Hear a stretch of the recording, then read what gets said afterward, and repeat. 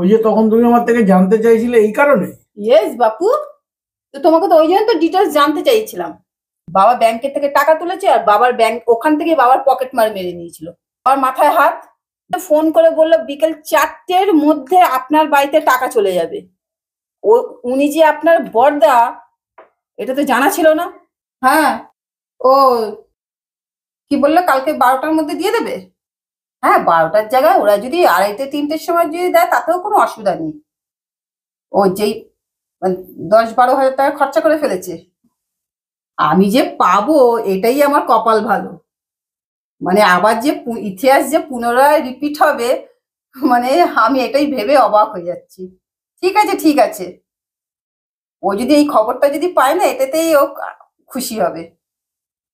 ঠিক আছে ঠিক আছে ঠিক আছে ঠিক আছে, তুমি রাখো। হ্যাঁ, আমি ওকে এই নিউজটা দিয়ে দিচ্ছি। কি গো, আসবে? হ্যাঁ আসছি। কি হলো? এবার আনন্দের খবর আছে, আসো। আনন্দ আবার কি? ঘটনা যা ঘটলো আর আনন্দ। আমি তোমাকে বলেছি না, আমি যতক্ষণ আছি তোমাকে অত চিন্তা করতে হবে না। আগে খেতে বসো, আগে খাবারটা ঠাকুরের নাম নিয়ে আগে খাবারটা মুখে দাও। জল দিয়েছি, হ্যাঁ নুনু আছে।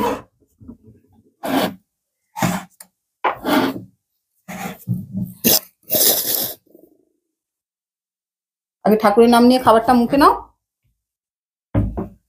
তারপর আনন্দের খবরটা বলছি। কি তখন থেকে আনন্দ আনন্দ করছো?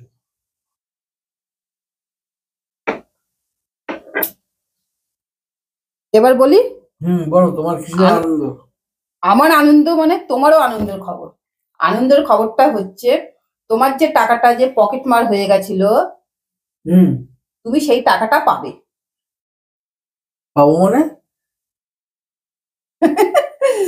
পাবে মানে দেখো, কারোর টাকা পকেট মার হয়ে গেলে কেউ টাকা পায় না। সেটাই তো ভাবলাম, পকেট মারি টাকা পাবো সেখান থেকে তুমি 12,000 টাকা কম পেতে পারো।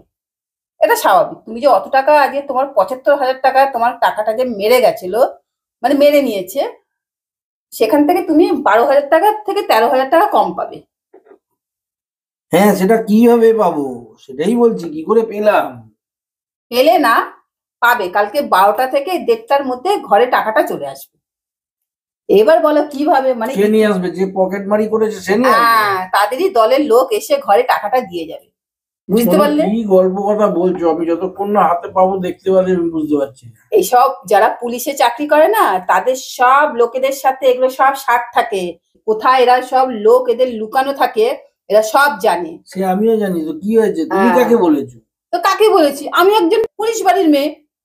ব্যাস, কাকুকে ফোন করেছি, কাকু বলে দিল। হ্যাঁ, কোন এলাকায় কখন কটার সময় হয়েছে, ব্যাস বলে দিলাম। ওই যে তখন তুমি আমার থেকে জানতে চাইছিলে এই কারণে। ইয়েস বাপু, তো তোমাকে তো ওই জন্য তো ডিটেলস জানতে চাইছিলাম। কাকু বললো দিয়ে যাবে। ধরতে পেরেছে কে নিয়েছে? তো তোমাকে অত জানতে হবে না। তো কাকু তোমাকে ডিটেলসে তো এলাকা কে নিয়েছে কি নিয়েছে, কাকু শুধু একটা কথা বললো, টাকা পেয়ে যাবি। ব্যাস হয়ে গেল। আরে কালকে হাতে পাই তো। আর এর থেকে বড় কথা কি, কালকে হাতে পাই না? তাহলে তোমাকে একটা কথা বলি। 90 সালে আমার বাবা যখন কলকাতায় এসেছিল, কলকাতা যে হাওড়ার যে বঙ্গবাসীর ওখানে স্টেট ব্যাংক বলে কোনো ব্যাংক আছে।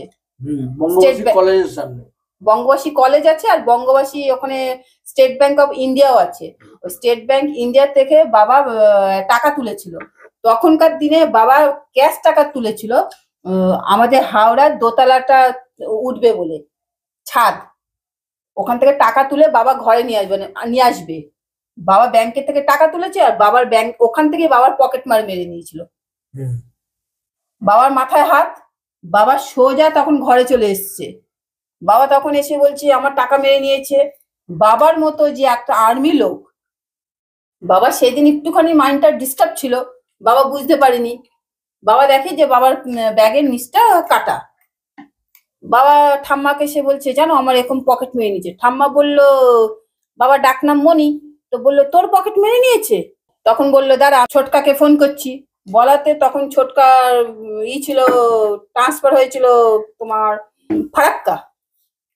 সাথে সাথে ফোন করাতে, ওখান থেকে কাকু ফোন করতে সেই লোক যে মানে টাকা নিয়েছিল, সে তাদের যে সর্দার, সে শুধু সেকেন্ডের মধ্যে ফোন করে বললো বিকেল 4টের মধ্যে আপনার বাড়িতে টাকা চলে যাবে। উনি যে আপনার বড়দা, এটা তো জানা ছিল না। তখন ঠাম্মা বলছে, তোর বড়দা কি পিছনে স্টিকার লাগিয়ে হাঁটবে নাকি সারা কলকাতায়? তো যাই হোক, ওই জন্য বললাম তুমি চিন্তা করো না, তুমি পাবে। আমি যখন তুমি ঘরে আসাতে আমি কি বললাম, তুমি এত হেডেক নিও না। তোমার কাছ থেকে আমি খুঁটিয়ে খুঁটিয়ে কেন জানতে চাইছিলাম, এই জন্য জানতে চাইছিলাম। আমার ভোটে হচ্ছে তো ওই দিকেই। তাদের দলের লোকরা এসে বিকেলবেলা ঠিক 4টে নাগাদ এসে টাকা দিল। তখন ঠাম্মা বললো কি, তখনকার দিনে 4,000 টাকা কম, মানে ওদের মধ্যে সাথে সাথে দলে ভাগ হয়ে গেছে। তখন ঠাম্মাকে বললো যে দাদি দাদি দাদি, তুমি মানে নন বেঙ্গলি, ওরা তো ম্যাক্সিমাম নন বেঙ্গলি হয় না, তো দাদি দাদি আমরা 4,000 টাকা কম হয়ে গেছে, নিজেদের দলের মধ্যে ভাগ হয়ে গেছে। তখন ঠাম্মা বললো, তোমরা কেন এরকম করে লোকের টাকা মেরে খাচ্ছ, তোমরা এরকম কেন ই করছো? বলো কি করবো বলো, কাজ বাজ থাকে না, এই হলো। তো যাই হোক গে, বাবা বলে পেয়ে গেল, আজকে তুমি তার জামাই, আজকে এরকম হলো। যাক, তাহলে আমি পাবো আশা করি।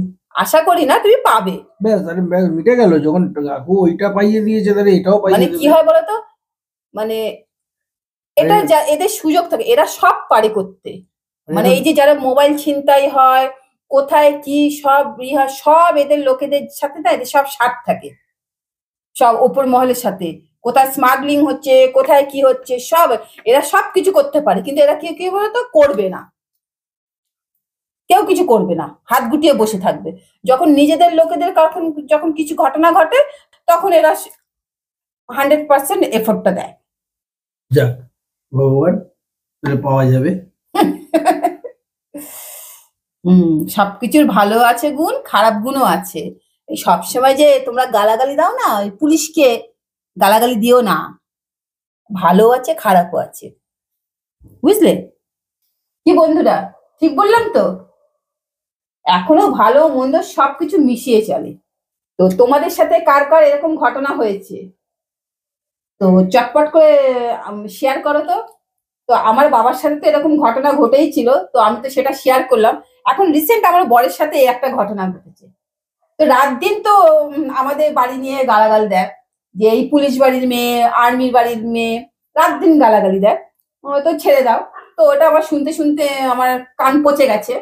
তবু কান পচে গেলে কি হবে, তবু কানে দুল পরি, ওটা নিয়ে আমার অসুবিধা নেই। তো তোমরাও শেয়ার করো আমার সাথে। হ্যাঁ, আরেকটা কথা খেতে খেতে তো বলতেই ভুলে গেছি, আমার কিন্তু একটা ফেসবুকে পেজ আছে, সেই পেজটাকে ফলো করে দিও আর লাইক করো। লাইক শেয়ার সাবস্ক্রাইব করতে ভুলো না। তাহলে দেখা হচ্ছে আগামীকাল ঠিক দুপুর 12টার সময়। নমস্কার।